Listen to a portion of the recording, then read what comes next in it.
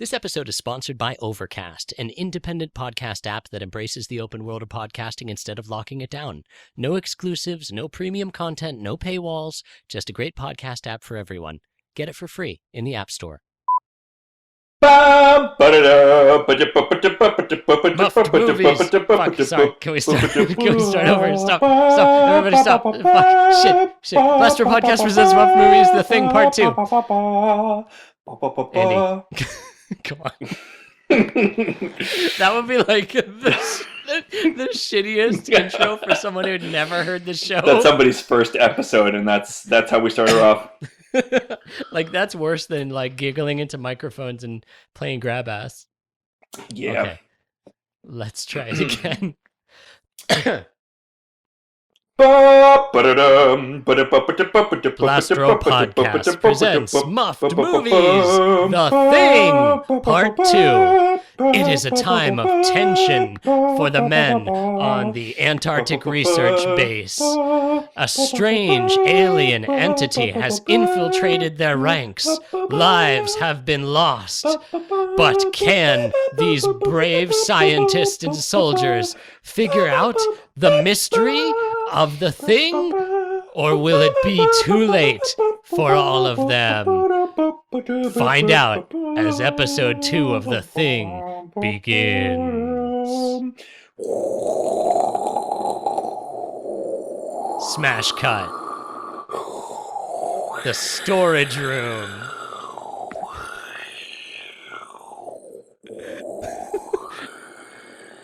Outside, the wind is roaring, but inside the storage room, Mac, also known as R.J. McCready, is cleaning his belongings out. Oh, fuck. Now, McCready. Were you starting in the storage room? Make sure, McCready. Where were you starting? I was being the cold Antarctic wind, baby. I was doing Foley. Oh, I thought you were trying to set the stage for an entirely different scene. Who's that out there? Who's that stomping across the wastelands at this time of night? It's Old Man Winter. Winter has finally come to Antarctica. Ooh, is that Jack Frost putting little ferns out the window? I sure wouldn't like to be out there on an evening like tonight. They love this, Mark. This is basically like the BBC radio plays that I'm doing right now. It's like theater for the mind.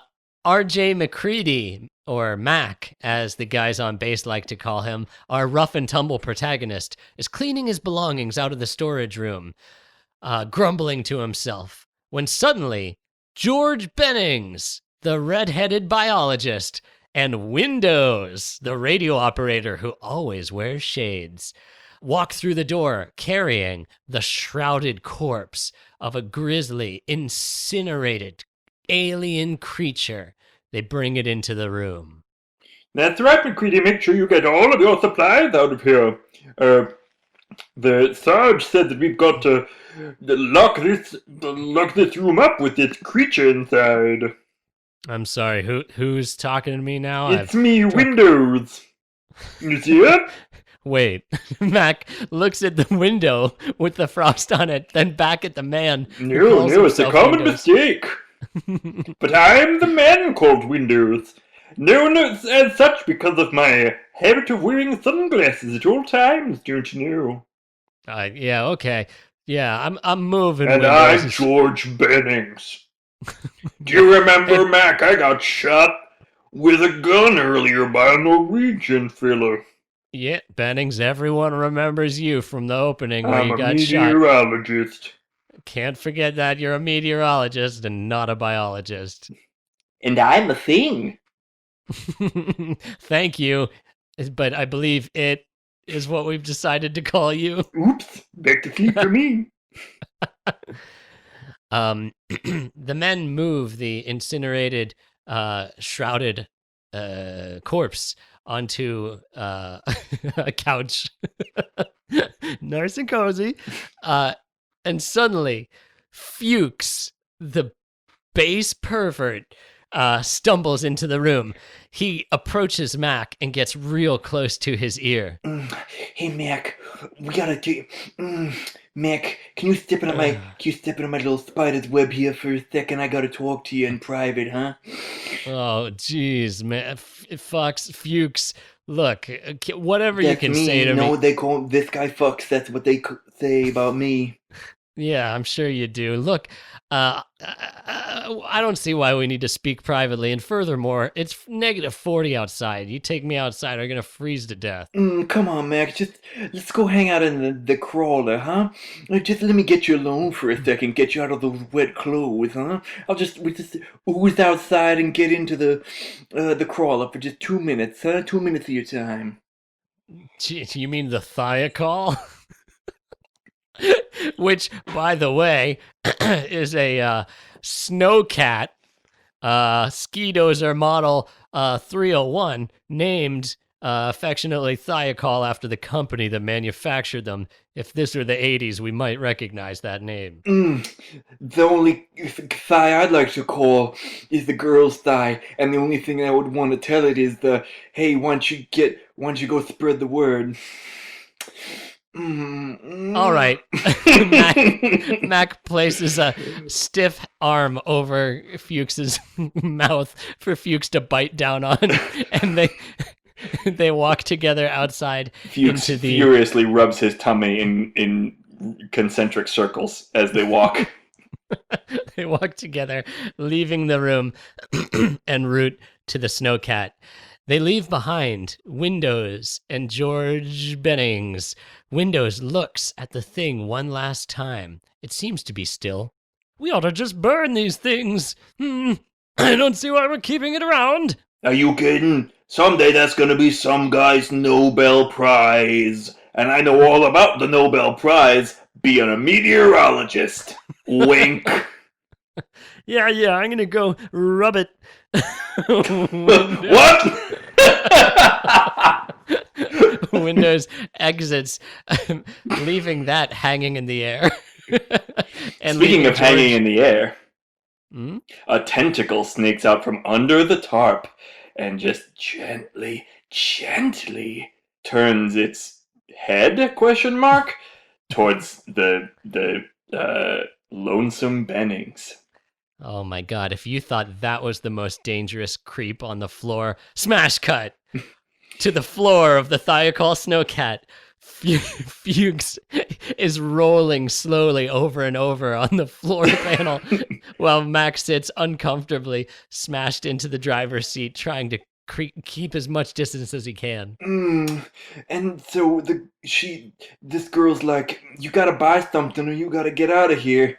And then she said she was gonna call security, but she didn't manage to before I licked her hand.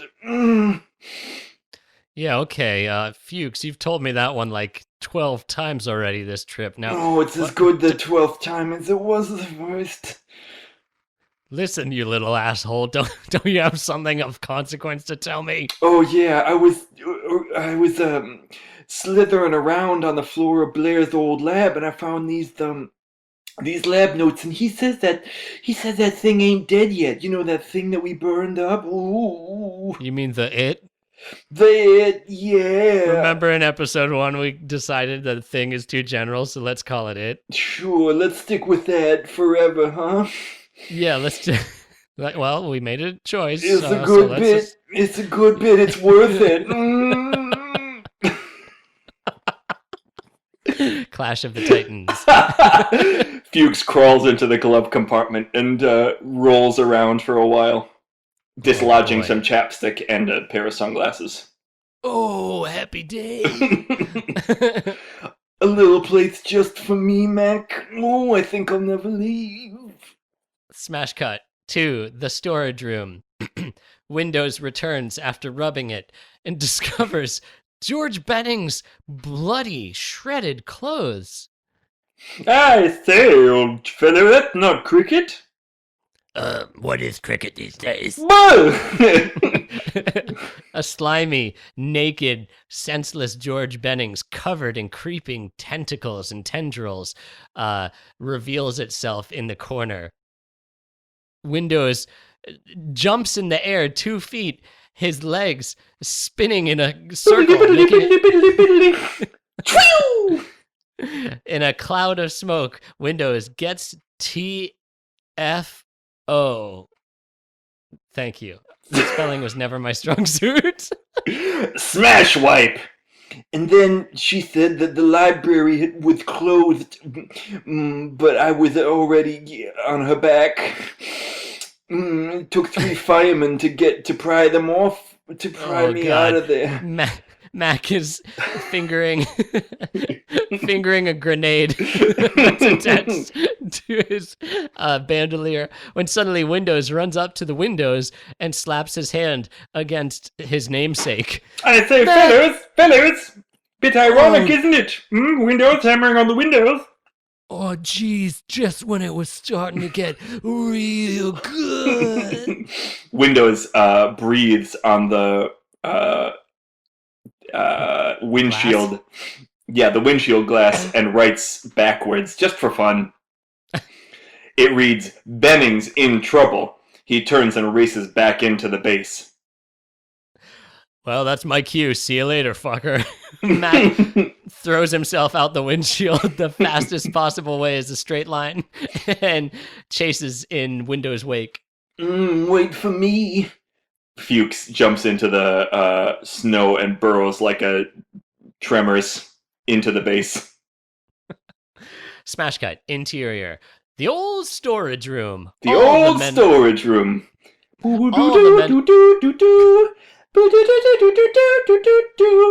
bartender. Hello there, chaps. Welcome to the old storage room. I'm glad you stopped by here instead of the new storage room. Could I get any of you a sarsaparilla? I'll have a rot gut over here. Sure thing. Sorry, stranger. Who are you again? It's me. Fling Bodily. Wow, Mr. Bodily. This base seems to have toughened you up a little bit since we first met. Yeah, they've forgotten about me, old chum, old pal. Hey, is there some kind of a party going on tonight? Well, Mr. Bodily, I'll tell you something. If there's one thing that's going on tonight, it's a great party. There's some sort of an it, and furthermore, I believe that the little guy here in the base is not receiving his fair share of money because big corporations are trying... What are you two doing in here? Get out! Get out immediately! Bernie Sanders away! Windows races in, followed closely by all the remaining living men on the base. But Bennings is nowhere to be seen. Nor is the thing... Or Blair. Well, Blair was never in here. I mean, he's still a man. That's a good point. But is he? Ooh, I never checked. That sounds like a job for Fuchs. Let's see that scene. Knock, knock. I'm busy, Blair. Make it quick. The door is ajar. Too busy for your old friend, Fox? You called me Blair, old buddy. I think you might be going a little cuckoo. Well, that's simply a craziness. Of course, I'm not going cuckoo. I'm a head biologist. When you gonna come out of there? When you gonna come out of there, Blair? When I damn well am ready to come out of there. Hey, now, I'm just thinking about a plan to destroy all our communications equipment. Okay, I guess I'll leave you to it. I've got business with these fellas that I call my balls. Oh, boy. Fuchs. Guy. Fuchs curls himself up into a sphere and races through the snow. You know, Fuchs failed in his mission to determine Blair's gender. Yeah, he has to hold him up to the light and look at his undercarriage. He has to put him on the glass. He's easily distracted, is our boy Fuchs. Yeah, that's the difference between him and Burke from the Alien series. Their voices are different, and they're a different kind of man. Yeah, it's interesting when you think about it, like the cinematic parallels about two characters that are just very different and not at all the same. But they're in two different movies, you know? Yeah. Weird to think about. One is about aliens and another is about things. Oh boy! Oh boy! Thing Bennings flees across the snow. He is pursued by the men. Now, oh, Jesus. If it isn't old Vance Norris transformed by the full moon again. The men, thirsty for blood, chase the thing across the frozen tundra. You can see tufts of their wolfish hair poking out of their shirt sleeves and hoods. Max shoots a flare at the ground next to Thing Bennings, and it collapses onto its wobbly, malformed knees. Whoa! Now, Bennings, just hold on there.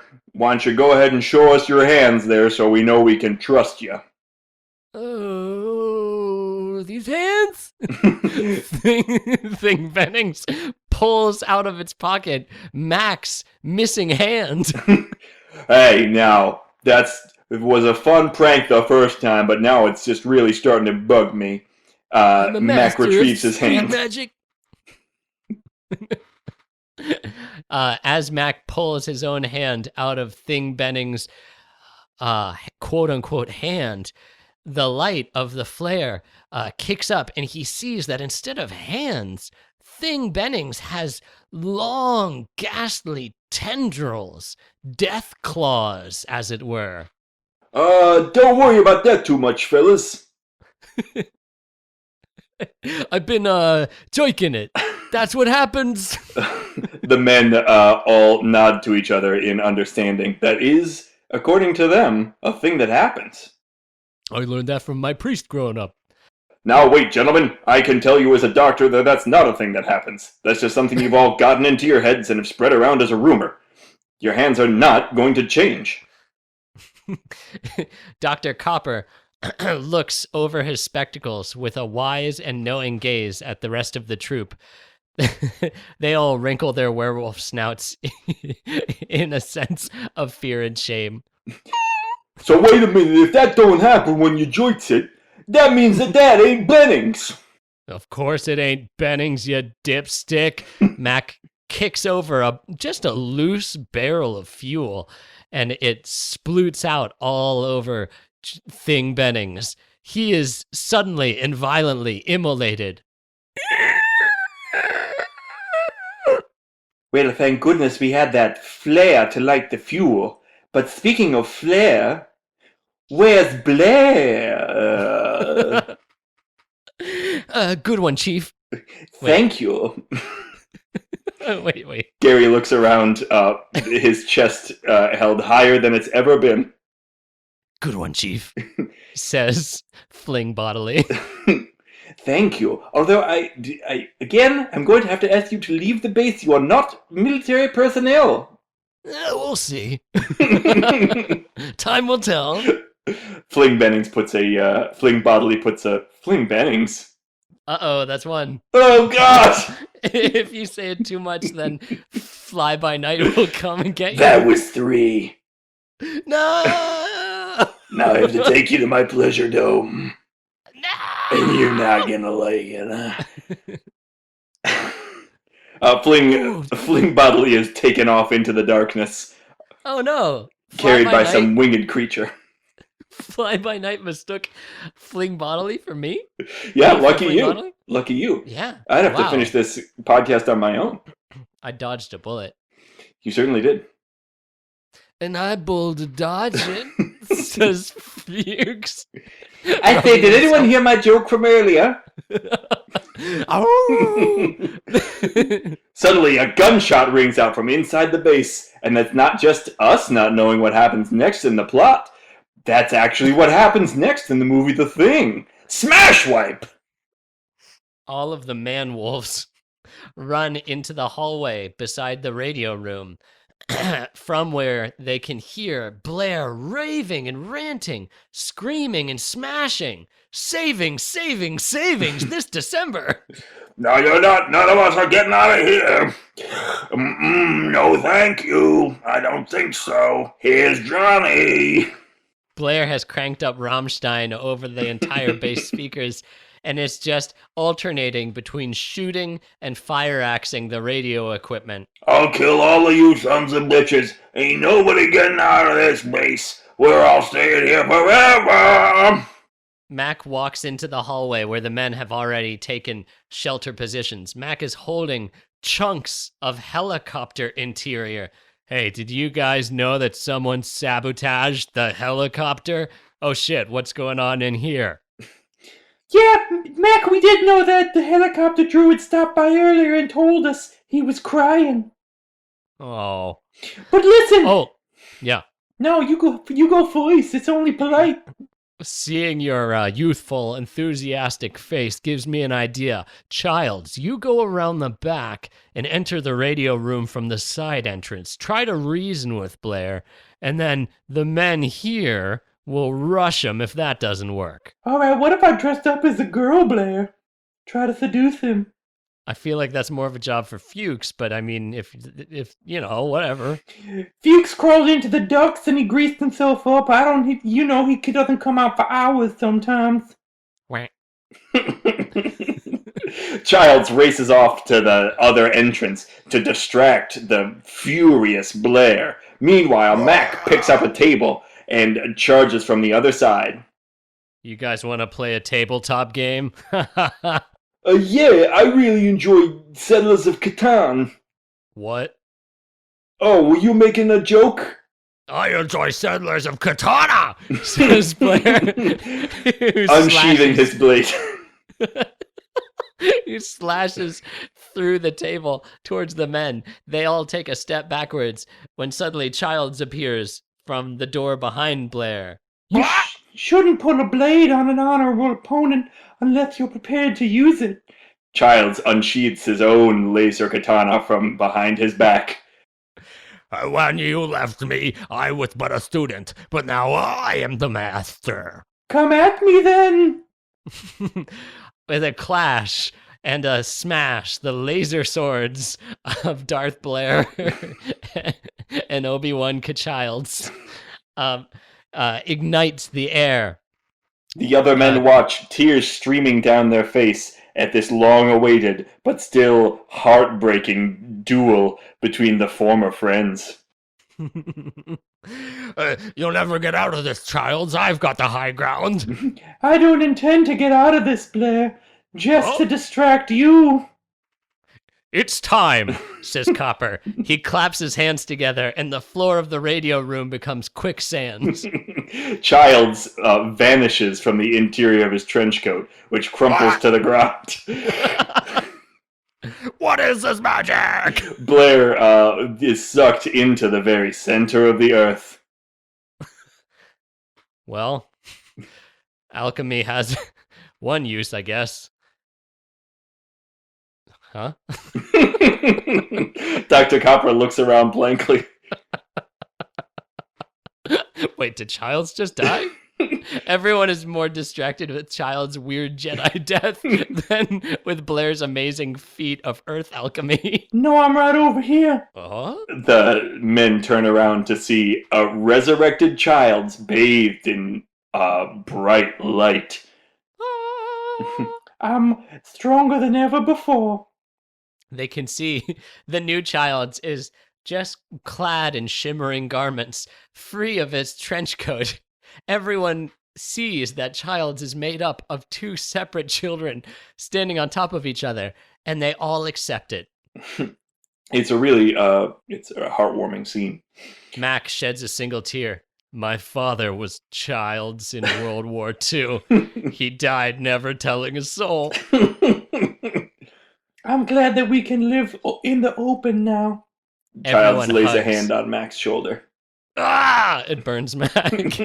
Oops, sorry. I forgot my new powers. All right, someone help me dig Blair out of the earth. We gotta question him. The men set about excavating the former biologist? Yeah, head biologist. The former head biologist. Now literally just a head biologist sticking out of the ground.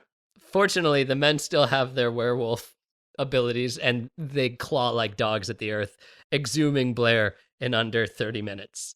Or your piece is free. All right now, fellas, why don't you take this guy out to his shed and lock him up? We gotta keep an eye on him. Ooh, did somebody say take him out to the shed? Oh boy, Fuchs. Tell you what, why don't you take a knee on this one? Okay. Fuchs grabs a fluorescent light from the ceiling. And Whoa. Get it? Oh, my guts! The men escort the raving Blair out to the storage room, separate from the base, where they can safely lock him up and keep an eye on him. Yeah, the base on the inside has the storage room. It has the old storage room with the fully stocked ghost bar in it. It has an exterior tool shed, and then it also has Mac's shed, which is separate from the base, which he uses like a little apartment. Well, they gotta have the multiple storage rooms, Mark, because here's what they've got on the base that we see in the movie. They have 10 billion flares. Yes. They've got multiple fire axes, because there are so many times when they'll come upon just a fire axe sticking out of the wall. Uh-huh. I think there's like 6 different fire axes seen in the movie. Yeah. They got whiskey. Lots of it. They got chess computers. They do. And they've got a whole room of them. Mm-hmm. So, That's a good point. It makes internal sense is the thing. It's science fiction. Yeah. As soon as you open the book, there's a whole map there for you to like chart their journey. Right. Which I appreciate. Yeah, which is really nice. Smash wipe! Books. Oh! Exterior. The X-Men drag a woozy Blair outside to the tool shed. That's it, Magneto. Continue to use your magnet powers to hoist him. It's me, Wolverine. That's not Wolverine's voice. Yes, it's me, Wolverine. Age and failure has diminished me a bit. And it's me, Benverine. A zoobly zoo, zoobly zoo. Magic and wonder waiting for you. Oh. Wolverine and Benverine run back off into the Antarctic night. Smash cut, interior, tool shed. Dr. Copper injects Blair with a syringe full of morphine. Blair starts to slow down and chill the fuck out. Well, fellas. What is it, old timer? You gotta keep an eye on Clark. He was alone with that dog. You gotta keep an eye on him. All right. Mac pushes Blair back against the stool upon which he is sitting. Blair, top heavy, bumbles and falls off of it. Yeah. This was inevitable. My downfall. This is the first time in his life that Blair has actually fallen down rather than just wobbling as in the past. Oh. Smash wipe! The outside of the base. Hey, fellas, before you go in. Yeah, what is it, boss? Now we gotta be real careful. We don't know who's human anymore. Blair may be crazy, but he's not wrong. We don't know who we can trust. That's right. As you saw, George Bennings, perhaps the most trustworthy of all of us, was taken over by an it and mutated. I've been creating a little blood test of my own design that perhaps could help us figure out friend from foe. Well, let's stop jerking each other's dicks and get to it. It sounds like with no time's a wasting. No, Fuchs. The men all really deliberately put their hands in their own pockets and chase after Dr. Copper, who is headed to their base supply of whole blood, which I guess is a thing that I'm just unfamiliar with. Whole blood? Whole blood? Is that like universal donor or something? No, whole blood is like, as in blood where like the plasma hasn't been taken out, right? I think. Don't they normally like separate like red blood cells and plasma and all that kind of stuff? I don't know. But whole blood is for like blood transfusions, etc. I don't know. You could be like, whole blood's for eating, and half-bloods for science. And I'd be like, oh, okay. I should have just said it more confidently because then I would have sounded smart. Sounding smart. And that's half the battle. Well, gentlemen, step on in. This is known as the Blood Room. And as you oh, shit. The Blood Room refrigerator is open, and all of the IV bags of blood are slid up from the tit up, just dripping red blood all over the ground. Reminds me of my ex-wife. Boy. Says Tony. Tony from The Shining? That's right. All right. Well, we got one angel on our side. You keep it down there, Tony. Now's not the time. Hey, That's right. What? Oh, we're still on this? Yeah, it's a good bit. Listen. All right, let's dig in. Mac, I've been meaning to talk to you, buddy. You drink too much, huh? Oh, come on, Tony. I'm a grown-ass man. I don't need you to tell me what's what anymore. Look, I even got this removable hand so my little finger version of you won't talk to me. You can't get rid of me that easy, old friend. Yeah, that's why I started running with these alchemists and necromancers. Hopefully, one day they'll give me the solution to banish you forever. Well, I guess it wasn't worth it. I'm sorry, Mac. Let's get back to whatever's going on in this scene. All right. See you in a bit. Another bit, you mean? Pretty good. The men all turn an accusing gaze on each other. By the way, their werewolf fur has retracted and snouts are back to normal human faces. Oh yeah, if you're trying to picture these guys, stop picturing them as werewolves, start picturing them as human men. It's not Thriller, you guys. You idiots. Are you picturing Thriller right now? I know how much you guys want it to be Thriller, but it's not Thriller. Stop asking for it to be Thriller. Stop wandering around listening to this podcast and being like Thriller? Oh, like Thriller? First of all, you sound crazy when you do that. Uh-huh. Knock it off, guys. The men point at each other accusingly and start robbling at one another. Robble. Fuchs escapes with a platter of hamburgers. Oh, excuse me, gentlemen. I, Windows, must beat a hasty retreat. Goodbye. Windows dashes down the hallway and smashes a booted foot through the gun cabinet. He hastily pulls a rifle out of the glass and is about to load it when suddenly he hears the telltale click-clack of a revolver being cocked. Now good? Good? Oh, no. You go. Shoot the imposter. No! Windows turns and fires upon the imposter, Gary, blowing his alien brains against the wall. Oh, my brains. Well done, Windows, old boy.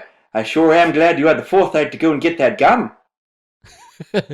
Yay, Windows! The men lift Windows up onto their shoulders and carry him around the base shot. You're a man now. Hey, bada boosh, says Tony. All right, good. That's showing good foresight, Windows. But listen, I don't think we should be just carrying guns around willy-nilly. Why doesn't just one of us have a gun? We see the entire victory dream sequence suddenly dissolve before Windows' eyes, as though his glasses were a movie screen. Through them, he sees the cocked gun of Gary pointed at him. Oh, okay, I'm putting it down. Windows sets the rifle down on the ground. You'll never be a hero, Windows. That's my job, says empty Gary. Hey, fuck you, Gary. Well, good point. Gary uncocks his gun. He places it down. Since everyone knows that I'm the leader, but there's been quite a number of infractions on the base, I hereby, as a gesture of good faith, relinquish command to the most moral, upstanding man that I know, Vance Norris. Well, I shall do my best to live up to this expectation. Now wait just as a my first command as minute Supreme here. Commander of the base, I'm Supreme Commander. You all heard him. I need everyone to open our veins. Just come on over here. We need to make a blood pool, like I've been saying for years. All right, Norris, okay, just 1 second before you pull out that skull-shaped cauldron that you love so much. We are going to do a ritual. Clark shrugs. Seems okay to me. Clark, quick, hop into this copper-bottom cauldron of mine. Sure thing, boss. Clark dives into the cauldron, and his flesh immediately separates from his muscles. Ah! On second thought, let's just say Mac is in charge. Oh, I see. There's apparently takesy-backsies. Yeah. Well, all of a sudden just allowing takesy-backsies. Norris. Yes, I am. Well, that was close. That was real close. Fine, I guess we're just allowing takesy-backsies now. Norris's shoulders slump, and he puts, what is it? He puts Clark's skin back on. It's even more painful than before. Clark pulls a ceremonial dagger out of Norris's cassock and brandishes it defensively, backing into a corner. You don't know how to use that thing. Oh dear. Oh well. All right, now everybody, knock it off with the hijinks. We need an even-tempered alcoholic leader. And I'm perfect for the job. Isn't that right, talking cactus? Hold on, I'm Bless you. I'm rifling through one of my 7 voices. That's right there. I couldn't agree more with Mac. Smash wipe, the rec room. All right, It's about now. to become the wrecked room. Why's that? Because, action. All right, now we're gonna tie you fellas to the couch, and Fuchs, don't get any. Stop it! Don't get any ideas. Fuchs has already tied himself up and is dangling butt first halfway out of the vents. Oh, for Christ's sakes! Will somebody untie Fuchs so we have more room on the couch? He's gonna do himself an injury. I'll do it. Wouldn't want anyone to do themselves an injury.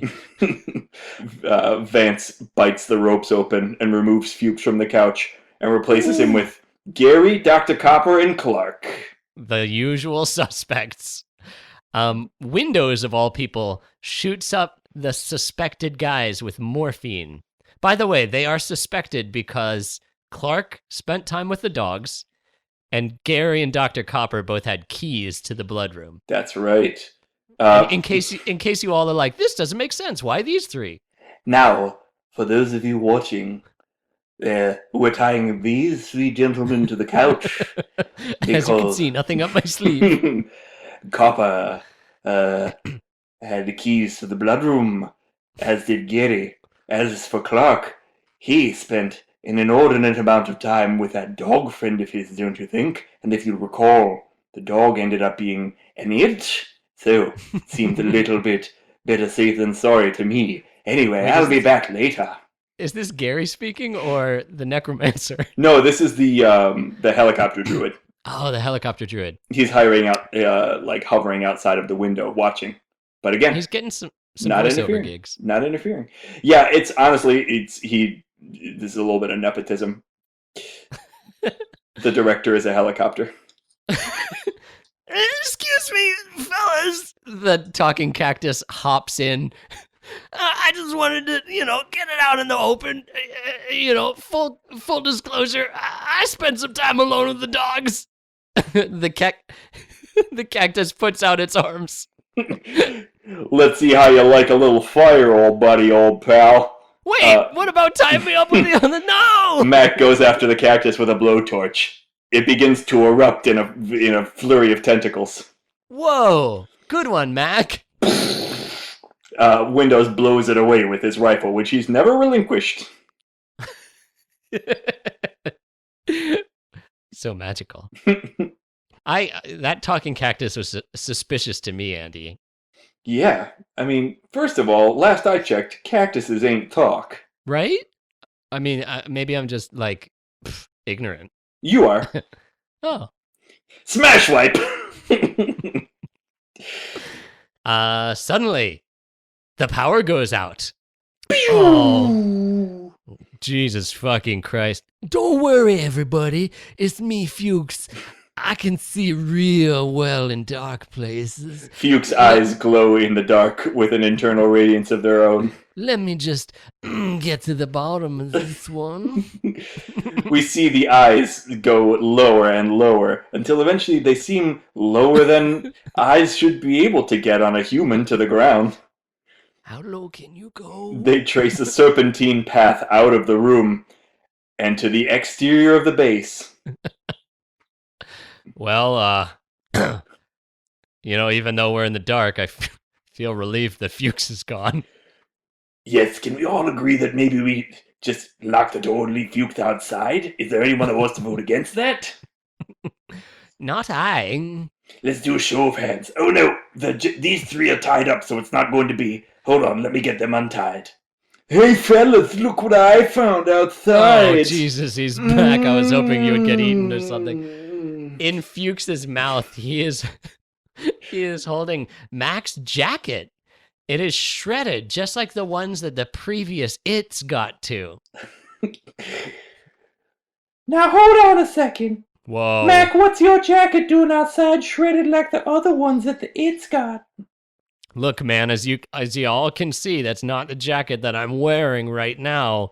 So if the It got to me, it would be this jacket that's shredded, but it's that one. That makes a lot of sense to me. He's starting to make a great deal of sense, man, says Palmer. Remember me? Wait, shoot. No, this doesn't happen. And actually, this can't happen because it ruins later scenes, doesn't it? I don't know. Where are we? We shot them up with morphine. They're in the rec room tied up. They're in the rec room, but Fuchs leaves and doesn't come back. Because if he comes back, then everybody gets suspicious of Mac. But Mac's gotta, moosh him up, right? Okay, let's reverse back to scene 35. Now, gentle listener, I'm going to ask your indulgence. We have to go back a little bit in our tale, for the future that we have just set in motion is one that is doomed to failure. So let us go back and see how things might have been after Fuchs left out into that wintry evening. Yeah, okay, I'll get out there and see what's to be seen. Fuchs slithers across the snowy expanse, headed towards what he hopes is the power generators. He really has no idea. He's just kind of going where his nose takes him. Whoa, pasta's done. Oops, hold on, sorry. That's my me. Slack channel. That's me. We see Fuchs slime his way over a heap of snow and bonks his nose straight into a ripped up denim jacket. What's this? He pulls his arms from out his pants and lifts the jacket into the moonlight. It says McCready on it and is shredded up, just like the ones that the It's got to. Evidence, but of what? Says Fuchs, nibbling gently on the bottom of the jacket. Smash cut. Now, where the hell has that Fuchs got to? We've got to do some blood tests in here, and he's out jerking his jerkin. Yeah, man, it's me, Palmer, and being tied up is really starting to kill my buzz or other cliche things that I say. Now, listen, you just stay where you're at. The rest of you, we're going to split up and go find Fuchs. I'll go talk to Blair. What? I'm going to go talk to Blair and see if he's seen Fuchs. Yeah, and I, Childs, will take Windows, and we'll go outside, and we'll look for Fuchs. It's very simple. I don't want to go with Windows, man. Just not that anybody asked. Because we've tied you up. We've tied you straight up. Here's other people I don't want to go with, man. I got a list. Me, is it? Oh, boy. I ranked everybody in terms of my favorite and least favorite, man. But if you want to hear, you're going to have to untie me. This is like a Comedy Central roast over here. I want to hear this. No. Smash cut. The exterior of the tool shed. Remember, the tool shed is where they have locked Blair, outside of the base. No. Mac bangs on the door. Hello, who's there? It's the Hamburglar. I'm here to take all your burgers. This better not be another trick, because I really want a hamburger. Blair opens the window from the other side. A puff of foul odor, nearly knocks Mac off his feet. Oof. What have you been doing in there, old timer? I've been doing my secret project. Okay, that doesn't sound great.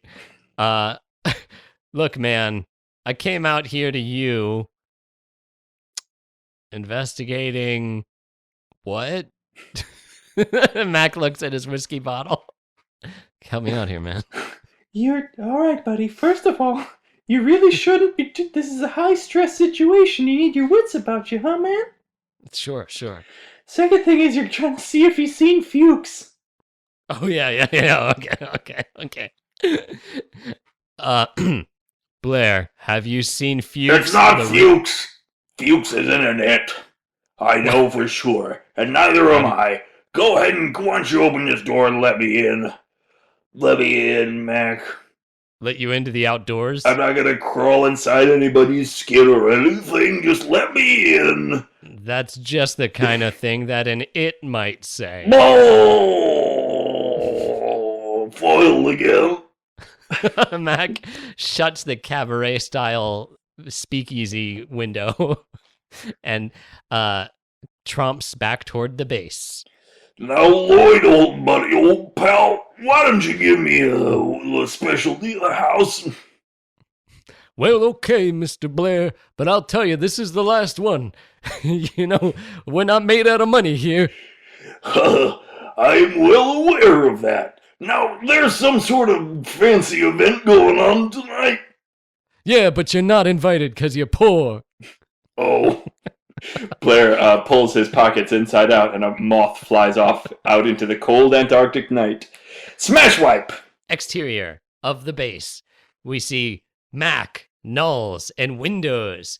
They walk in the direction of the power generators, maybe? They're not sure. When suddenly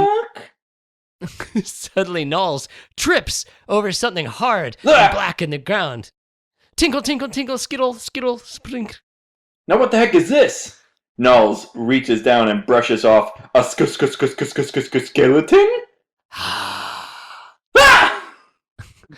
Oh no. Alas, poor Fuchs. I knew him, Windows.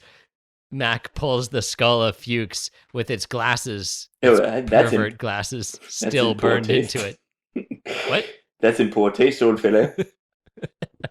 Sorry, I thought you being a fancy ass might appreciate it. Well, I know my moments, don't I? Knowles clears his throat awkwardly as the men share a moment. Wait a second. Windows, you go back and tell everyone about us finding this fuck skeleton. Knowles and I are gonna go check out my bunk, wink. Do we have to? Says Knowles. Yeah, we do, and I'll tell you why. Because when I left yesterday, I turned the light off. Wink. Knowles looks up at Mac's shack. He sees a light is burning in the shack. That says Budweiser, King of Beers. I spent 150 big ones on that, and I'm not going to let it burn out when nobody's around to appreciate it. Now come on, Knowles. Oh.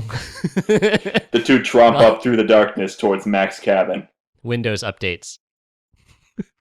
Boo. Says the ghost of Fuchs. Bloop, bloop, bloop, bloop. Smash cut. The rec room. The men who are not tied up pace anxiously.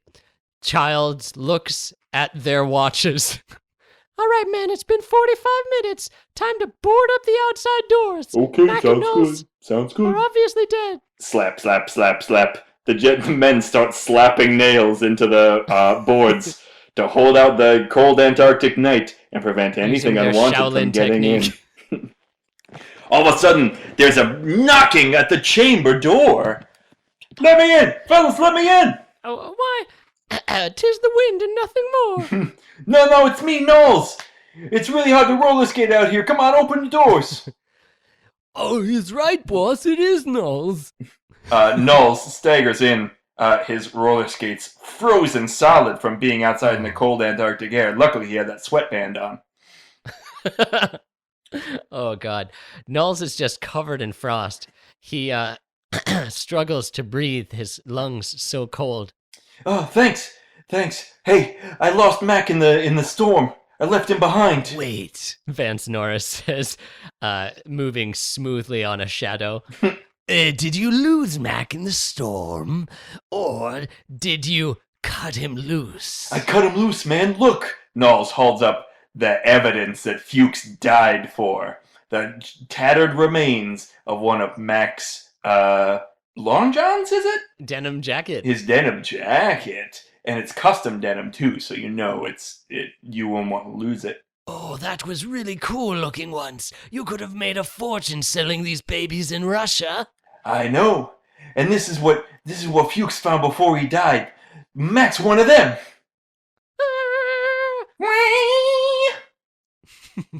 All right, quiet down, men. Let's keep our heads.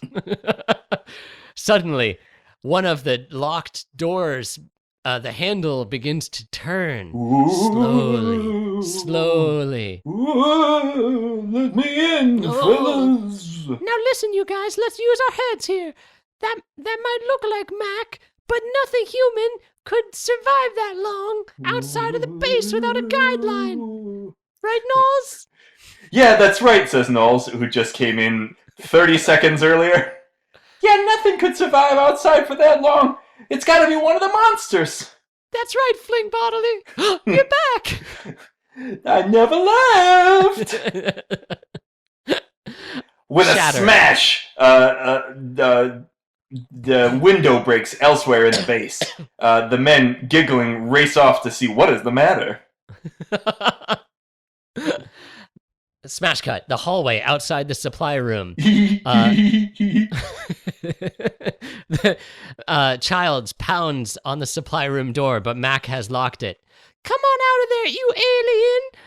Childs brandishes two novelty-sized mini fire axes and makes short work of the locked door. When the door collapses, the men shine their flashlights on a very frigid Mac, who is holding a lit flare and a bundle of dynamite.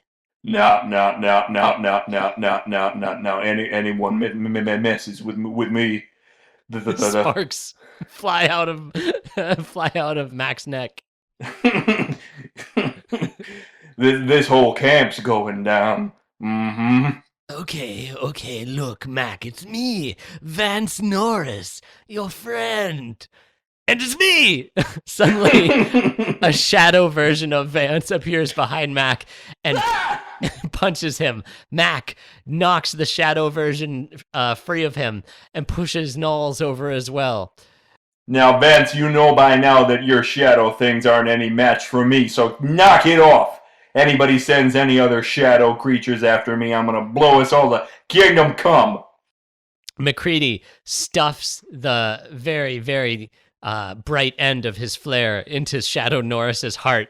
It disappears, and suddenly Vance Norris himself collapses in front of the men. Ah, my Horcrux! Oh, jeez. Whoops. That's okay. Someone take me to the Horcrux room. I have 4 more whole Horcruxes on ice in there. You know what? I'm in charge now because I'm basically a walking bomb and I'll blow you guys up. let's take Norris to the supply room. Oh, I say, we're just letting people be bombs now, and that's what determines seniority. Oh, great system. Sometimes the old ways are the best. The men nod solemnly. If you think we're walking into another one of your wizard traps by going in that damn Horcrux room again, you got another thing coming. Ha ha ha! Can't blame a guy for trying. Smash cut. The supply room later. In the interim, Vance Norris has had a heart attack. Wait, no, I'm still suffering. I need my other Horcruxes. Someone get one for me. Oh, I feel my strength sapping away. Copper, come closer. Come closer, Copper. Oh boy. You have to give me the kiss of life. This would have been so much easier if you just had a heart attack or something. Dr. Copper walks closer to Norris's face as Norris smooches forcefully into the air. Ooh. Just a little bit closer. Oh, I'm so weak. Copper, here's a secret for you. What? Yeah! Oh! Vance Norris's face opens up and engulfs the entire head of Dr. Copper. Oh no! Oh, yeah. Alien fangs sprout from the interior of Norris's face and just shred Copper's entire skull. All of the men start to scream. Ah! Both of Childs throw their hands in the air and run out of the room. Bleh. Mac grabs a flamethrower? Yeah, they have multiple flamethrowers also. Oh, they're like fire axes. Yeah. There's one room just called Fire Axes, Flares, and Flamethrowers. And it's the best That's an room in the after-hours base. club. Mac brandishes a flamethrower and torches the It Norris. Oh my! It Norris smashes through the wall of the base and runs into the snowy world outside. Mac, wait, is this that part? Yeah, Mac chases after it and blasts it some more out in the snowy wastes, reducing it to nothing but charcoal and screams. That was close. Mac walks back into the room and sees that Norris's wallet had fallen out of his pocket, and now the wallet sprouts snake-like tendrils and spider legs and is scuttling its way out towards the exit. That was a close one, right, fellas? Kill it, Mac! Kill it! No, kill him, the imposter. Here we go again. Mac torches the wallet, and $100 bill is lost. Oh, that's a shame, You're telling me a penny saved is a penny earned. says Benjamin Franklin. Am I on the $100 bill? I hope. Oh, look at this guy who doesn't know. all Yeah, Mark, Benjamin Franklin's on the $100 bill. I'm sorry, Diamonds North. I forgot. Me and the listeners are all smiling quietly at each other, kind of raising our eyebrows a little bit. Right, listeners? Yeah. Aimlessly scrolling through your iPod X Pro Maxes. Yeah, last year's model. This thing's basically trash at this point. It's a paperweight. Smash wipe! Oh, man. What a horrible time they had in the supply room. It's time to get back to the rec room, the more comfortable environment. Ping pong with a tournament. ping pong table. Who wants to challenge me? Childs is busying itself by playing against the other child. Ha ha ha ha! You'll never stop me. What were we doing before? I hardly Look, remember. I'm having so much fun. I know, we're all having a great time, but Mac pushes a couch with several tied up members of the base into the rec room. Jesus, he's also still holding dynamite, a lit flare, and a flamethrower. How many arms It's you got like- there, Mac? It's like being a single dad. That's not what happens. That's what happens in our version. But in the real movie, Uh-huh. Mac is holding the flame so close to the fuse of the dynamite, I'm pretty sure he actually probably lights it a few times. And just has to keep biting the end of it to make it go back out again. Yeah, in the movie, there's this thing about he hasn't had sleep in days. So, mistakes are made Mistakes are made. to be broken. Hey, Mac. Yeah, what is it, Clark? Did I ever tell you about how I'm good at close-up magic? No, I don't think you ever did. What do you got to show me? Why don't you come over here and pick a card? Well, all right.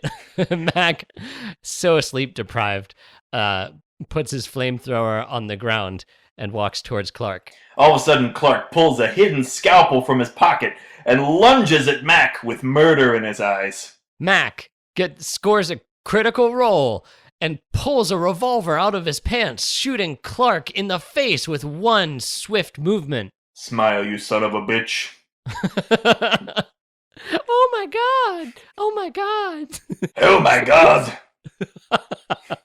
Oh my god! Mac torches the head of Vance Norris, who has snuck in behind them and has been trying to blend in. Can't blame MacGyver Joe! Mac stuffs a stick of dynamite into the dead Clark's face. Merry Christmas, you filthy animal. Anyone else want some? He swings his revolver wildly around the room. Hey, whoa, whoa. Whoa! Yatta! Who are the men tied to the couch now?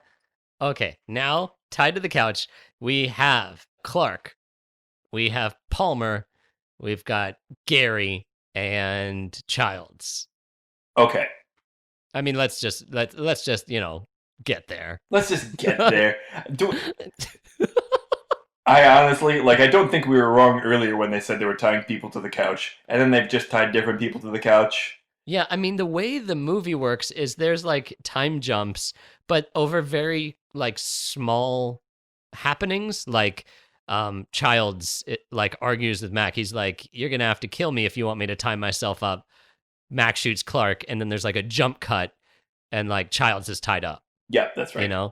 That's hard to muff with the same effect that they can do visually. That's a hard muff. That's what you and I have always called a hard muff, but we say that off mic, because it's a technical term. Yeah, it's, I mean, for as long as we've been muffing, we're if we ever do the thing, that part where they just time jump really quickly, that's going to be a hard muff. That's going to be a hard muff, and we've been worried about it. That's the type of thing we really try to avoid. Yeah, so, we did our best, audience, but if you feel any discomfort after this episode, any dizziness, nausea, psoriasis, then you'll know that it's just the after effect of witnessing a hard muff. Yeah, and we do apologize. We did let you know at the beginning of this episode, hopefully, that there would be health risks to listening to this movie. Mooey. There's a really cute cow that's also tied up. Hi. I hope that you're not an alien, Mooey. Smash wipe. Childs is now tied to the couch, along with everybody else except for Mac and Windows, I believe. Yes, for some reason, Windows gets to be trusted. By the way, the couch it's indoors. It's in the middle of the rec room. Hello, it's me, the couch. Don't talk about me as if I'm not here, please. It's also on train tracks. All the men are tied up on it. So this little scene has a timer on it. That's right. There's some tension. And the 8:10 to Yuma is coming along quick. Yuma. Where is Yuma? Not in this episode of Muffed Movies. Can't find Yuma anywhere. Boy, oh boy. Anyway, so here we are in the rec room. I'm a boy, don't... I'm sorry, what? Here we are in the rec room. In the rec room with white curtains. All right, now we're going to test out the doc's plan. Near as I can figure, the thing is made of one single organism. So if we burn some of y'all's blood with a needle... Shut up, listen. I said if we burn your blood... asleep briefly while standing. He snorts and comes back to, oh. I got a plan about a needle. If I burn your blood with it and you're a thing, we're going to see some shit. Everyone looks worriedly at Mac as he heats up the end of a uncoiled copper wire and mutters quietly to himself. He heats the wire with a lit stick of dynamite. One His fuse potato, never two potato.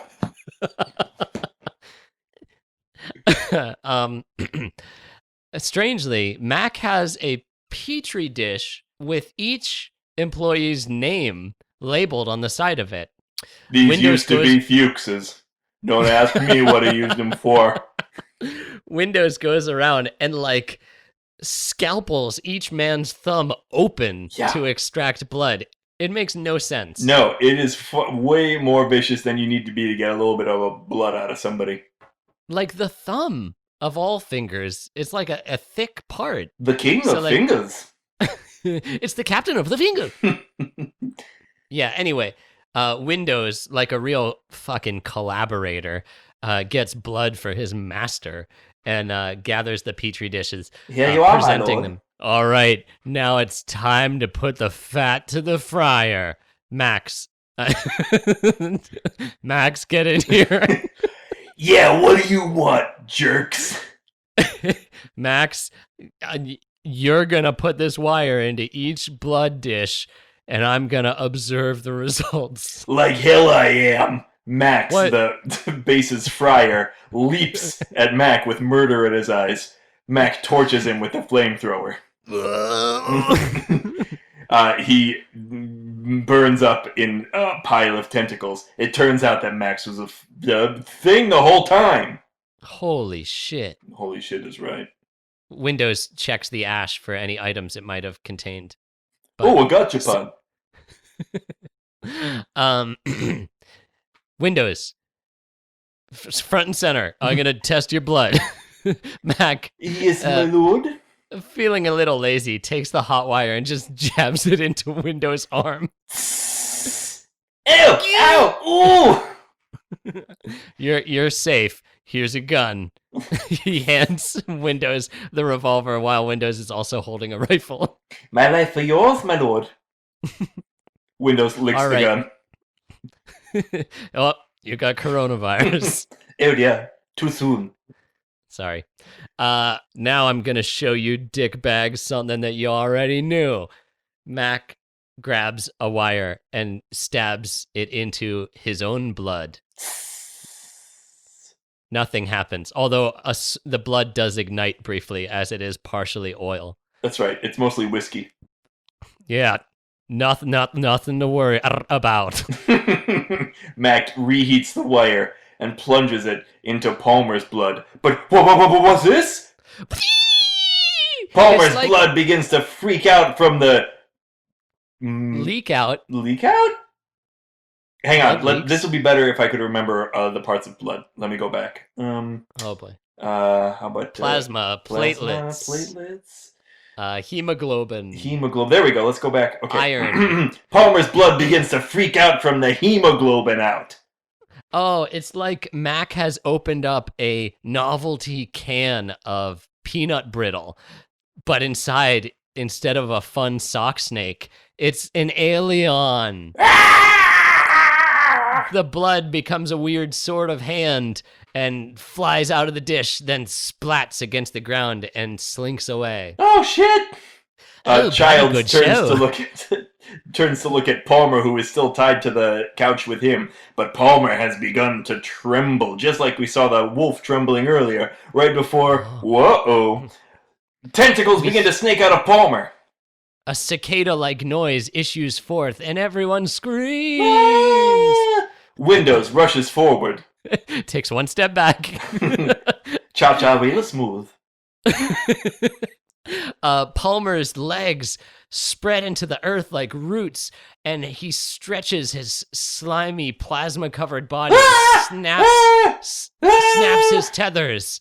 His head breaks open, and a tentacle shoots out, grabbing Windows Ew, no. by his neck. Ew, my neck. Come here, big boy, give us a kiss. No, I prefer not. No! Oh, no. Windows is non-consensually consumed by the alien Palmer. It like flips him in the air, So Windows is essentially like doing a handstand on top of Palmer's shoulders while his head is being just mangled by the mesher. Were it not so horrifying, it would be very impressive. Yeah, The men watch with conflicting emotions on their face. Gary very tentatively claps. Now's not the time, Gary. Oh, you're right. Sorry, old chum.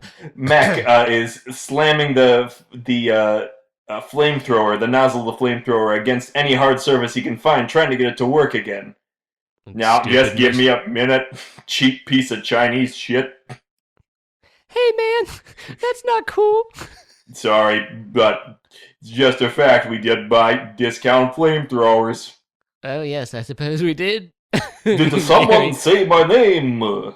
Discount flamethrower? Just count the flamethrower.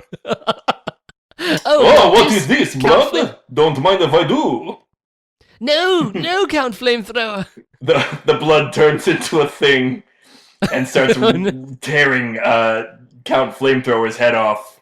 Oh no! Now there are 2 vicious thing attacks happening in the room, and Max still can't get his flamethrower working.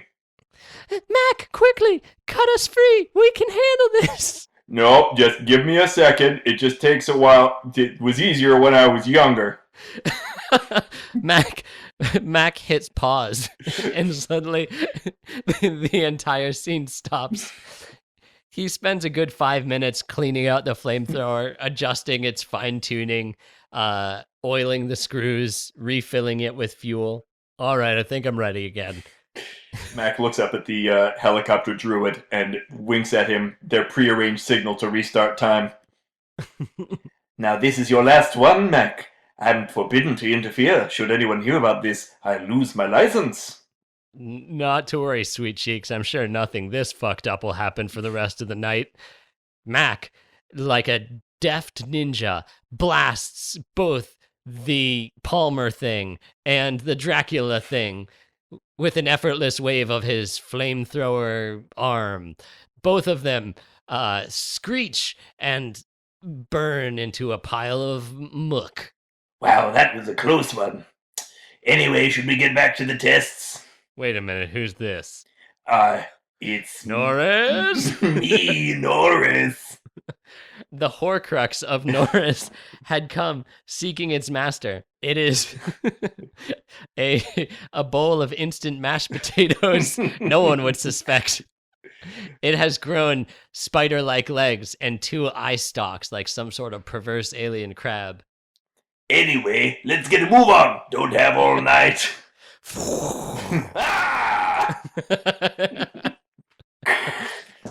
Back to it, gentlemen.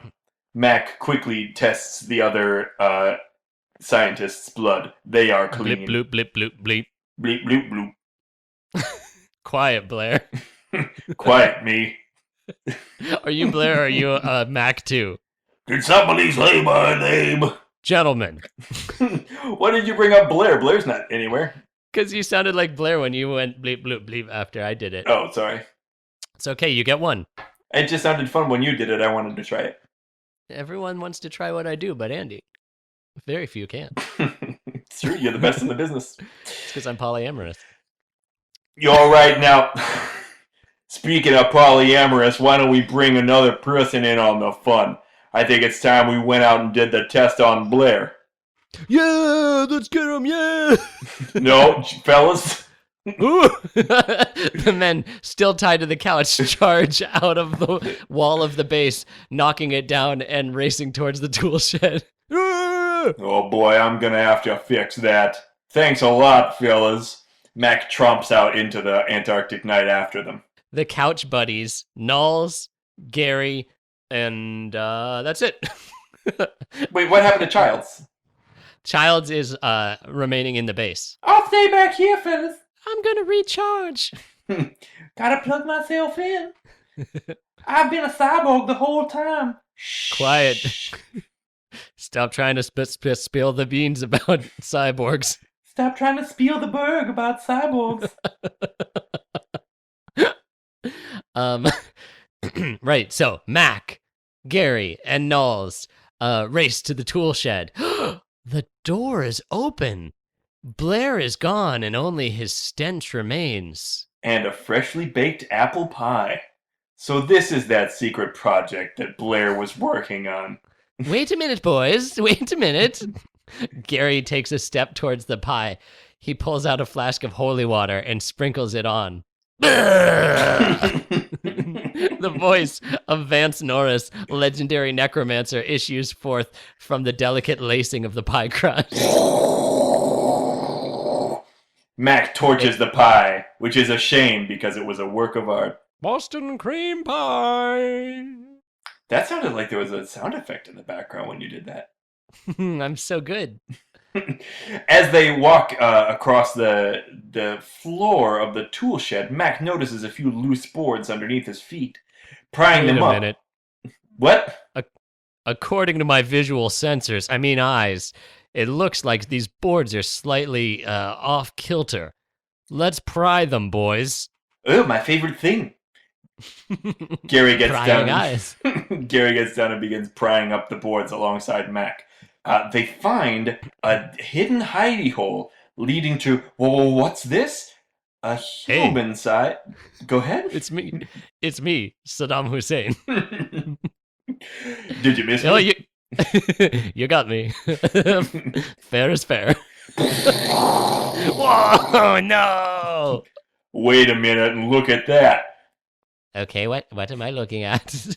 Gary is facing straight into the ice wall. No, Gary, you're gonna need to turn around. Okay, tell me when I'm getting warm. It's a spaceship, Gary. It's right in front of you. Oh, it's not fun if you tell me. Gary has blindfolded himself. In front of him is like a miniature flying saucer, a version of what they had seen in the crater. It is amazingly constructed out of like helicopter and tractor parts that Blair must have filched from the village vehicles. Oh yeah, another one of my brethren, taken before his time. An ill wind blows no warmth for anyone. How shall this night end? Hey, it's me, Knowles. Who's talking? It's me again, the druid helicopter. I keep forgetting that you exist. Everyone does. I'm not allowed to interfere, you see. I'll be going again. You know, for a fella that doesn't interfere, he certainly interjects a lot. He sure does, old fellow. Anyway, what is this? We could use this spaceship to escape, it seems like. No. What? Max slaps Gary in the back of the head. Ew. That's a bad guy vehicle. We go in good guy cars. Ew, I suppose we should just blow it up then. Great idea. I've been waiting for that all night. And tell you what, let's blow up the tool shed as well. I've always hated this old claptrap. All right. Let's get nuts. I haven't slept in a long time. The three men roll a bundle of dynamite under the miniature flying saucer and run giggling into the darkness. Behind them, the tool shed explodes in a pillar of flames and flying debris. A miniature Millennium Falcon flies away. The snow Jawas dance to Yub Nub off in the distance. At last, the great Satan has been destroyed. America? That's right. 47. Keep it to yourself, Montage. comrade. Montage of the men just with a crazy gusto creating Molotov cocktails from all the whiskey and blowing up every available room in the ice base. They're laughing, clapping themselves on the shoulders, taking Polaroids posed in front of burning rooms, throwing Molotov cocktails behind them underneath their legs. One of them spins a Molotov cocktail on his finger. Harlem Globetrotters. Harlem what? The Harlem Globe Trial, of course. Did someone say my name? we view back through the annals of history to the historic Harlem Globe trial. Now, Mr. Globe, the good people of Harlem happen to feel that your beliefs are not in line with God. How could you teach them in a school? First of all, I am a giant talking globe. Proof, if there ever was any, of the existence of God. Okay, I dismiss the case. Hooray! Let me go be a pervert. Smash right back to the base. I say, fellas, do you think that we should look for Childs? I may hesitate to blow up the base around him. Oh boy, I totally forgot about that little guys. Mac does a quick mental inventory of all the rooms that he threw Molotovs into, and he just can't remember if he saw anyone standing in them. Well, I suppose it's a sort of a can't make an omelette situation, but next time let's make sure to take a head count before we start blowing up the base, eh? That's right, and I'm here too. I'm Knowles. Thanks, Knowles. Okay, so there's just the four of us. Knowles, Mac, me, Gary, and Fling Bodley. And don't forget about me. I'm in a burning hallway. Oops. Mac, at the last minute, can't stop himself from throwing another stick of dynamite into the hallway where Gear is stationed. Oh no! Gear erupts in the most unjust of flames. Well, better safe than sorry, I always say. Pretty sure he was in it. With my dying breath, I curse Counter Gear, my dog brother. Counter Gear, miles away, begins to rust. Oh. I say, fellas, look over here. Okay. The generator's completely gone, so I suppose, it's a good thing that we blew up the base, because we're going to freeze to death anyway. This happens in the movie as well. We do blow up the majority of the base before confirming that the generator is broken beyond repair. I wonder what would have happened if we would have found it and it was very easily repaired. Or perhaps just the fuse had gone out. Wouldn't that have been funny? And then we would have already blown up the base, you know? Gary, here's my thing. I've seen this situation several times. I don't understand why it matters that the generator is gone. What were we looking for? If I remember correctly, we saw all the lights go out, determined without looking that the generator was broken beyond repair and that we were certain to die, and then started to blow up the base first, then came down here in the basement, confirmed that the generator was blown up, and then I suppose congratulate ourselves for guessing correctly. Yeah. Good. Anyway, off we go. The trio of heroes descends past the generator deeper into the generator room. It's like a frozen dungeon, and in the light of their flares, its walls are orange red, like some sort of circle of hell. Look, even though the generator's gone, we gotta blow up this whole base from the ass to the elbows. And that means starting with the bottom. So we're gonna just wire the dynamite all around this. Well, the dynamite is so that we can blow up the base, old boy. Yeah.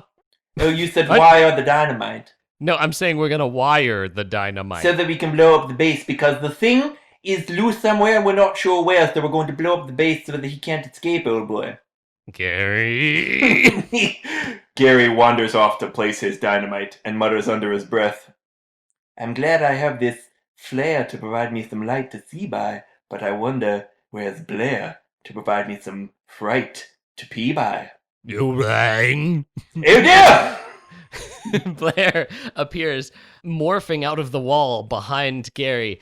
He grabs Gary's face, and in a really weird decision, by the filmmakers, he inserts his fingers subcutaneously into the skin of Gary's face. I assume that some sort of alien goo is being shoved down Gary's throat as well, because it's a totally silent alien murder scene where we assume tentacles or something are flowing into Gary's skull. Yeah, it's a really like neat looking effect that doesn't match anything that we've seen the Thing do up to this point. So you know that some like prop master or makeup master just like had argued long enough that everyone just gave in and let him do what he wanted with this face death.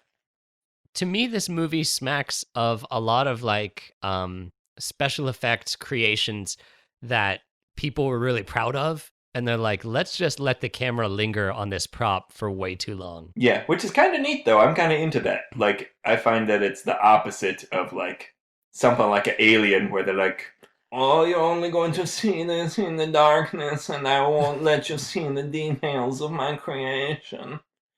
In this one, the camera, like, lovingly looks at the split face for, like, 15 seconds. Yeah. It's gory and like hideous, so not really my cup of tea, but I do appreciate the artistry. Oh, I am a fan of body horror, so I get off on this kind of thing, you know? Oh, prove it. I just Cronenberged in my pants. You know what's funny? As I was saying prove it in what I was attempting to do, the pervert voice, I imagined Buffalo Bill doing something next. Well, we have had, like Blair and Gary, we have ourselves a little mind meld here. It's like you dug your hand into my brain and melded with my goof. Andy, that's beautiful. Thank you. But you know what isn't beautiful? A distractible young man. Hello? And that is embodied by old Knowles. Hello? Knowles sees like nothing. He looks down a corridor in the frozen generator room, like kind of smiles and sees like blinking lights and like chairs and crap, and just like wanders off. Yeah, I think he hears a noise in this collapsing base, and instead of like turning around and saying to Mac, "Hey, I'm gonna go check out this," I suppose he knows he's about to die either way, but it still seems like a very silly way to throw your life away. He just wanders off on his own. Hello? Hello? Who's left alive? Who's alive? Says the echo of nothingness. Fly by night? Knowles? Gary? Windows? Dun dun. Palmer? Dun dun. Dr. Copper? Dun dun dun dun dun dun. Clark? Dun dun dun dun dun. Doo-doo-doo. Child? We see the alien's point of view, Gear? swimming around under the snow. Counter gear? Suddenly, the alien breaches the surface of the snow. Oh, and God! smashes under the floorboards of the generator room, buckling them upward like a evil Bugs Bunny burrowing straight towards MacReady. The creature bursts out from the boards and reveals Dirt Shark! MacReady jumps back as the dirt shark consumes the detonator for all the dynamite. Whoa, no, my detonator. Did somebody just eat the detonator? Says Thing Blair. Sorry, Thing Blair, I was so hungry. Dirt Shark! Thing Blair chases Dirt Shark comically in circles around the generator room. Whoa. We'll be right back. Oh boy, I've heard of shenanigans, but this is ridiculous, Mac says to the camera. Hang on, I've got an idea. Everyone hangs on. Mac lights a stick of dynamite. Like, that's... I would like to come up with a more exciting ending, but that's what happens in the movie as well. That's his solution to everything. Yeah, when all you have is a hammer. Yeah. Mac holds the dynamite aloft, says one of his barbarian prayers, and chucks it at the dueling monstrosities. Oh no, Dirt Shark, look behind you. I'm not falling for that one. Raw! Dirt Shark bites onto Blair's arms and legs so that he cannot extinguish the dynamite. The two fight and roll in a frenzy, and suddenly the dynamite explodes. Mac collapses against the ruins of the building. Oof, what a day. He chugs a Powerade. I'll say, hey, pass some of that Cool Ranch over here. What? Mac turns and sees hobbling out of the flaming wreckage the bodies of childs, unscathed, holding a flamethrower and making their way back towards Mac. Haha, I bet you thought you'd seen the last of me, Childs. Yeah, where the fuck did you go? I thought I heard a noise, and then I went out, and it was dark out, so I got scared. So I went and hid under one of the corpses that we buried earlier for a while, and then I came back, 'cause y'all had blown up the base. Jesus, Childs, we needed your help back there and you just hid? Yeah. You know what? That's the kind of thing that a goddamn alien would do. Yeah, well, saying goddamn seems like the type of thing that an alien would do as well, Mr. Potted Mouth. Childs turns to level his flamethrower at Mac.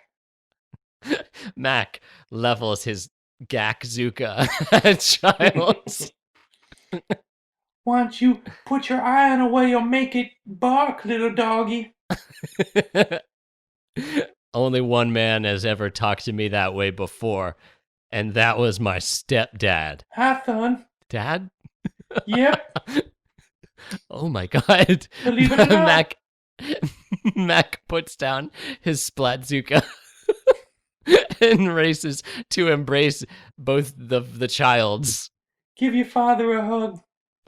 I thought I'd lost you. I waited for you at the bridge, and you never came. No, I was buried in the Antarctic ice. I was given a secret mission to blow up a Nazi facility, but my jet crashed under the ice for several generations. But now I come out and I'm back. I think we got a lot of catching up to do. Yeah, and it seems like we're gonna have an awfully long time to do it. The three men turn and laugh at the ruins of the burning base behind them, slapping each other on the back. Hey, Mac. Yeah? Next time, you drive. Hey! Don't you Forget about me. Don't. This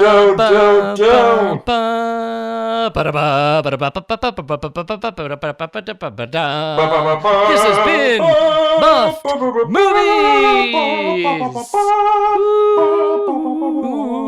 You know, I read an interesting theory, Mark, that I want to share with you. Please, lay it on me. You need to say before this that this has already been John Carpenter has said this is false. But I thought it was interesting, and death of the author and all that. The theory was, at the end, that you know that Childs is a thing because when Mac's stumbling out into the night, he has a bottle with him, but all of their bottles previously had been Molotov cocktails. So he hands it to Childs to drink because he's like, oh, an alien's not going to know what whiskey tastes like. So he'll drink it, but it's in fact gasoline, so that when Childs drinks it and doesn't make a face or anything, then Mac knows that Childs is a alien. Oh, that's a very interesting idea. Yeah, but apparently it's not true. Oh, here's my who's the alien theory. If Mac is the alien, earlier in the movie, not in our muffing of it, but in the movie, Fuchs tells Mac that it's possible that theoretically the alien could infect someone with just one cell of its body. And so he says we should all just eat food out of cans and we should prepare our own meals, like in case the alien spikes their food with its own cells to infect them. So if Mac is an alien, he passes the bottle to Childs, who's not an alien, and that bottle is spiked with alien cells. And he smiles after Childs drinks because he got him. Yeah, it definitely seems like, I know, like, I think the point of the movie is that you're not supposed to know, but that seems really dumb to me because it feels like after all that they've just done, and they've just, like, killed themselves to kill this alien, right? The idea that, like, at the end of that, Mac would just be like, I guess we'll never know, and, like, let Childs live, rather than, like, burning him with the flamethrower, like, doesn't make any sense to me at all. It's true. If he thinks Childs is legitimately an alien, like, the alien can survive frozen. Right. So Mac would die, and the alien would live on until the rescue party comes, and oh boy, sequel. Unless they, like, don't have any dynamite left, which I feel like they have to. Like, that they should just, like, both of them, if they're human, should suggest that it's like, hey, let's both go jump in the fire or something like that to, like, we shouldn't freeze to death in case one of us is an alien, right? Well, Andy, you know what? We're muffers. We can create the ending we want to. Okay, hold Smash on. wipe! You know what, Dad? I've got an idea. What is it, son? Does it involve that convertible that's idling over near the base in that ice cliff? Not just that convertible. I happen to know a bunch of bikini babes up in Malibu who are feeling awful lonely right about now. All right, I'm listening. I'll tell you on the way. Right now, let's go!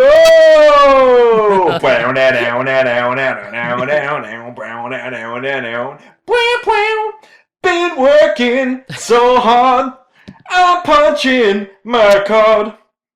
This has been a very musical episode. Mac and Childs peel off into the sunset, leaving behind a hubcap of their sweet convertible. The hubcap stirs, hovers in the air, rotates towards the camera, and we can see the face of Vance Norris in his final Horcrux. I'll have the last laugh yet! Ha ha ha ha! The hubcap zooms off the side of the screen, revealing the words, "To be continued?" Ba-da-da-da-da-da-da. This has been Muffed Movies! Thank you, everyone, for joining us. Mark, what do you have to plug? Boy, oh boy. Not much these days. It gets harder when you get older. We're recording this at the time of the pandemic in March of 2020. In the time of the pandemic, dear child, I told you I'd be back. Ooh, stay safe out there. Yes, so please keep away from other people. Be safe and be clean and take care of yourselves. Hey, why not muff your own movie? Find a friend, watch a movie, and then get together 2 days later. When Andy and I muff a movie, it's like we are in separate spaces recording, but we take the MP3 tracks and we put them on a zip disk, and then we pass them through a line of human beings who don't wash their hands from Chicago all the way down to North Carolina. That's right. So we really practice unsafe muffing. We should maybe change that. I'm going to tie the CD next time we do one of these. I'll tie the CD to the leg of a bird and throw it at your house up in Chicago. But bird flu! Oh boy, here we go again. I just use the swine. Yeah, be safe out there, everybody. Hope you're doing okay. And Yeah. and Thank you for listening. Have fun. Thanks for listening. You'll hear us again in Return of the Jedi. All right, everybody. Talk to you soon. We love you. We love you. Bye. Click.